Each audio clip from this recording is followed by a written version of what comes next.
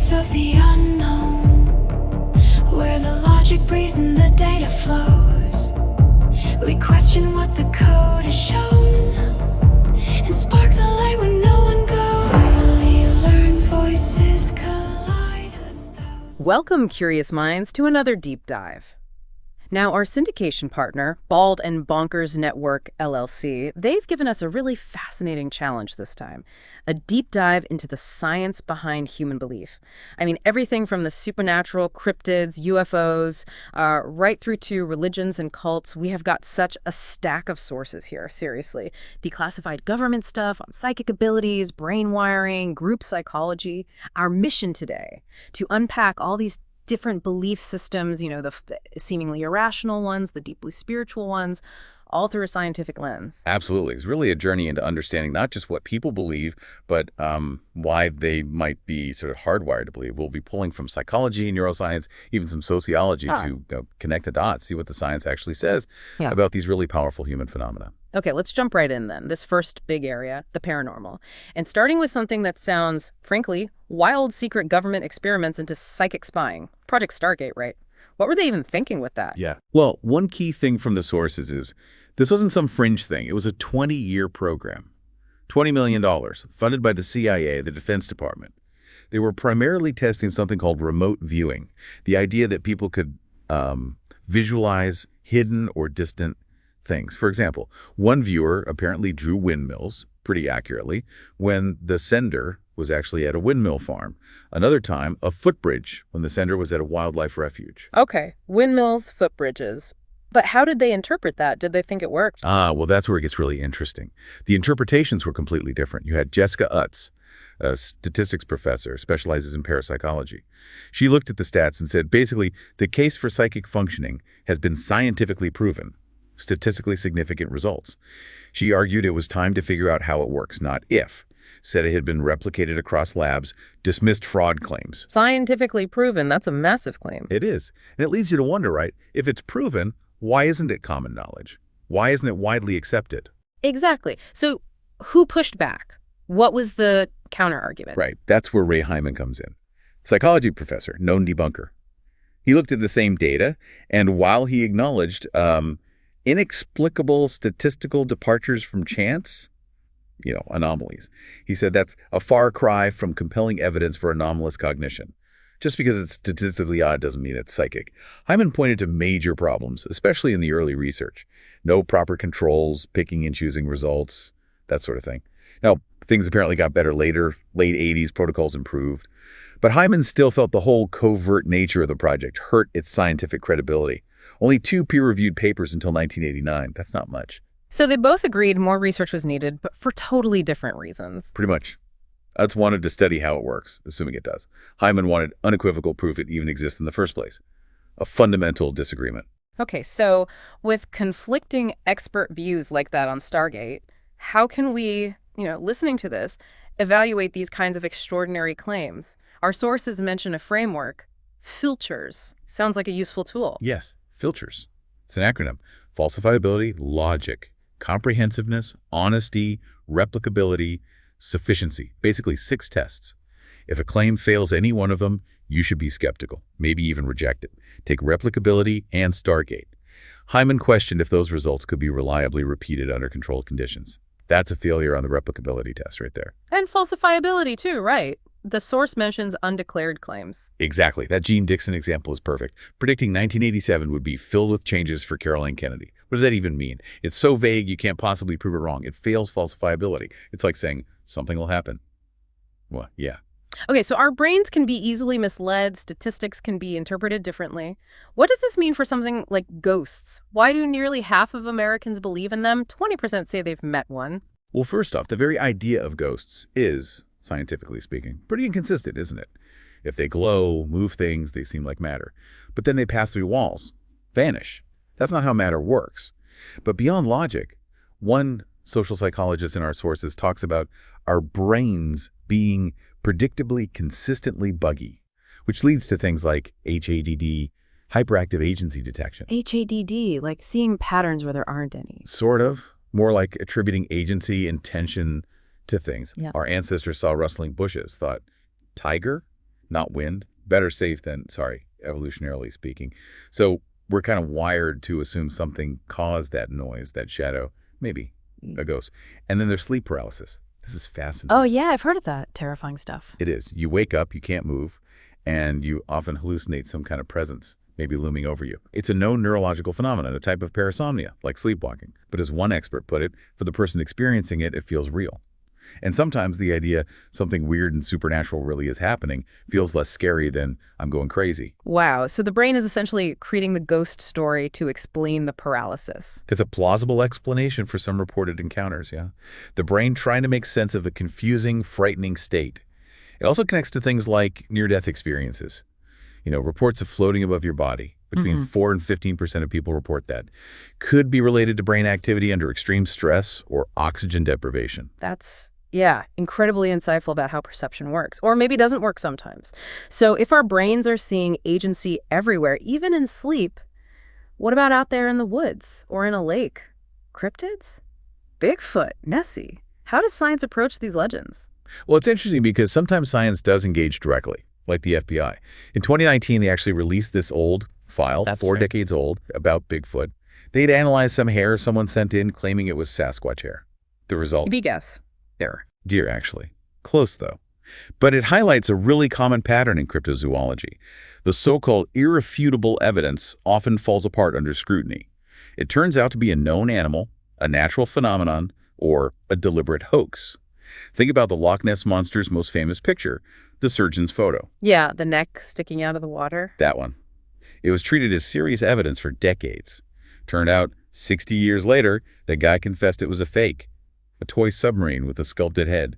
It shows, as the source notes, the difficulty of disproving a negative. Hard to prove Nessie doesn't exist, but you can debunk the evidence presented for it. Any other famous examples? Oh, yeah. The Cardiff Giant back in the 19th century. A huge, petrified man dug up in New York caused a sensation. Played into beliefs about biblical giants. Even some scientists were initially fooled. Turns out it was just a big gypsum statue, carved and aged by a guy named George Hull, a hoax. Or P.T. Barnum's Fiji mermaid. That was just the top half of a monkey sewn onto the bottom half of a fish. Clever, but fake. So, lots of hoaxes. But the belief persists. Why are we still so drawn to these creatures, even after they're debunked? Well, part of it is just that human fascination with mystery, the unknown, the extraordinary. It's exciting. Sometimes there's a profit motive, too. Think about tourism around Loch Ness or Roswell. And there's another layer our sources point out, a specific subset of cryptozoology, the search for living dinosaurs, or things like Mokolambembe in Africa. This is sometimes explicitly linked to young Earth creationism. The goal is to find evidence that supposedly contradicts evolution, to prop up a specific religious belief. So it's not always just about finding weird animals. Right, so it can tie into much deeper belief systems. Okay, let's pivot from these specific mysteries to the big picture. Religion and spirituality. One neuroscientist, Andrew Newberg, argues the brain is fundamentally a believing machine, always trying to make sense of things, fill in the blanks. What cognitive biases kind of push us in that direction? It's really interesting how our basic mental toolkit seems to predispose us. There are a few key ones. First, mentalizing, or theory of mind. That's our ability to understand that other people have minds, intentions, desires. We naturally extend that to thinking about supernatural agents, gods, spirits, ghosts. We try to figure out what they want, what their intentions are. Brain scans even show the theory of mind areas light up when people think about God. Okay, so we project minds onto unseen things. What else? Then there's mind-body dualism. Intuitively, we often feel like our mind or consciousness is somehow separate from our physical body. That feeling makes the idea of disembodied agents, spirits, souls much easier to grasp. It feels natural, even if neuroscience says otherwise. Makes sense, like the feeling of being you inside your head. Exactly. Then teleological thinking. This is thinking about purpose. Why does water exist? So we can drink. We tend to see purpose in nature. Kids do this all the time. They're described as intuitive theists, assuming things are made for something. That bias towards seeing purpose can lead to thinking about a creator or designer. Like the sun is there to keep us warm. Precisely. And finally, anthropomorphism. Seeing human-like qualities in non-human things. Seeing faces in clouds, attributing intentions to the weather. The storm was angry. It's easy to then anthropomorphize unseen forces or deities. So these biases sort of prime the pump for belief. But are they just Mental quirks? Or do they serve a purpose? You mentioned evolution earlier. Right, that's a big debate in evolutionary psychology. Two main camps. The spandrelists, they think religious thinking is like an architectural spandrel, the space between arches. It's a byproduct. It wasn't selected for. It just emerges from other useful cognitive traits like theory of mind. Harmless mental noise, basically. Okay, a side effect. But the adaptationists argue no. Religion itself provided an evolutionary advantage. It was functional. Things like costly rituals, fasting, sacrifices, whatever they signal commitment to the group, makes the group more cohesive, cooperative. As the saying goes, groups that pray together stay together. Stronger groups survive better. They also point out that religious concepts often have this minimally counterintuitive structure. Minimally counterintuitive, what's that? Means they violate just a few of our basic assumptions about the world, but not too many. Like a talking animal violates animals don't talk, but otherwise fits our concept of animal, or a spirit that can pass through walls but still thinks and feels like a person. These ideas are weird enough to be memorable and attention-grabbing, but not so weird. They're totally incomprehensible. Makes them easy to transmit culturally. Okay, that makes sense. Memorable and spreadable. But what about the actual feeling, the profound spiritual experiences people report? How does the physical brain create those? Yeah, that's where neuroscience comes in. Research shows neurotransmitters like dopamine play a role. Changes in dopamine levels can affect self-awareness, feelings of transcendence, spiritual experiences. In some cases, dopamine modulation during deep meditation has even been linked to psychotic-like experiences, feelings of oneness or altered reality. So brain chemistry is involved. Definitely. And brain imaging studies, fMRI and so on, show specific areas activating during spiritual practices. The prefrontal cortex, involved in attention and self-control, seems important. Studies on Carmelite nuns during mystical prayer showed distinct patterns of brain activity. But, and this is really crucial, understanding the neural mechanisms doesn't invalidate the experience for the person, nor does it prove or disprove whether there's an external God or spiritual reality causing it. It just shows how the brain mediates the experience. Right, it's the how, not necessarily the what or why in a metaphysical sense. Exactly. There's even talk now of creating a religionome like the genome, but for belief. A huge project to map everything, physiology, biology, social factors, culture, to get a complete picture of belief. Wow, a religionome, that's ambitious. So we have this drive for meaning, maybe these brain processes. What's the overall impact on individuals? Is it always positive? It's complex. That drive for meaning is deeply human, and spirituality or religion provides that, plus comfort and community for billions. Huge benefits. But it can have downsides, too. The source mentions people battling cancer, for example. If someone believes their illness is God's punishment, they might feel resigned, hopeless, less motivated to actually pursue treatment. So it really highlights this interplay between our internal wiring, our cultural environment, and that powerful basic human need to find explanations and meaning. A really complex picture. Okay. Let's shift to one extreme manifestation of group belief.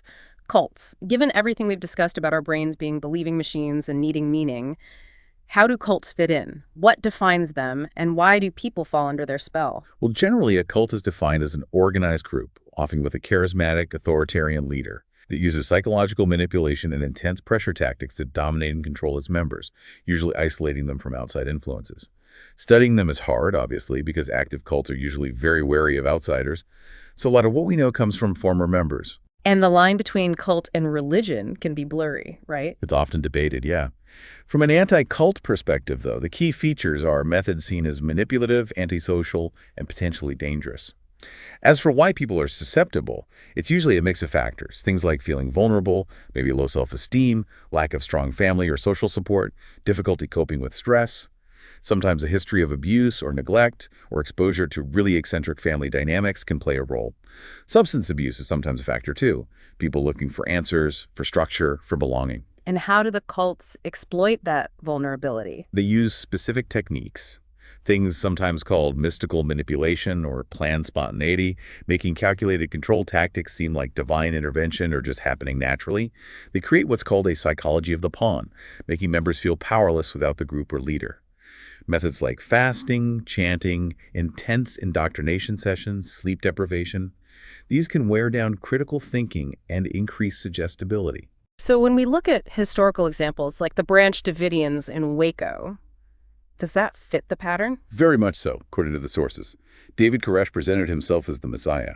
He exercised extreme control, fathered numerous children, some with underage girls, stockpiled weapons, preparing for an apocalypse he predicted, which ultimately led to that tragic, deadly siege by federal agents in 1993. Other infamous examples fit too. Jim Jones and the mass suicide in Jonestown, Aum Shinrikyo and the sarin gas attacks in Tokyo. Even the Hare Krishna movement back in the 60s, while perhaps less overtly destructive for many, attracted vulnerable people, including drug addicts, and led to the rise of deprogrammers trying to get people out. It really feels like these groups are a recurring feature, maybe particularly in the US. Are we seeing modern versions too? They're definitely not exclusive to America, but there have certainly been prominent waves here, and yes, they adapt. The pandemic, for instance, saw some cult-like activity blossom online, exploiting isolation.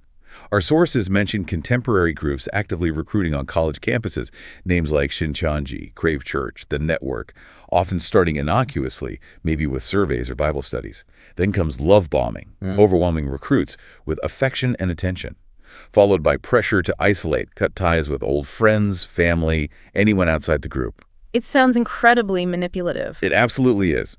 But there's often another element, highlighted by one survivor quoted in the sources. Alongside the manipulation, there can be a willingness to believe, a deep desire for the group's promises to be real, as the survivor put it.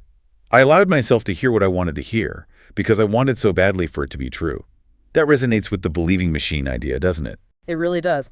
Wow. Okay, so from government psychic spies and Bigfoot hoaxes to how our brains seem wired for meaning and the dark side of group belief in cults, this has been a huge exploration into the complexity of why we believe what we believe. Exactly. And what's so compelling, I think, is how interconnected it all seems. Whether it's seeing a pattern that isn't there, interpreting a strange experience as supernatural, or finding deep meaning in a spiritual tradition, our brains are constantly working, constructing our reality, filling gaps, seeking those connections. Which really leads us to a final important question for you, the listener, to think about. In a world where our own minds are apparently so primed to believe, so ready to find patterns, how do we actually navigate that? How do we discern what's genuinely real, and what does that quest mean for our own understanding of reality itself?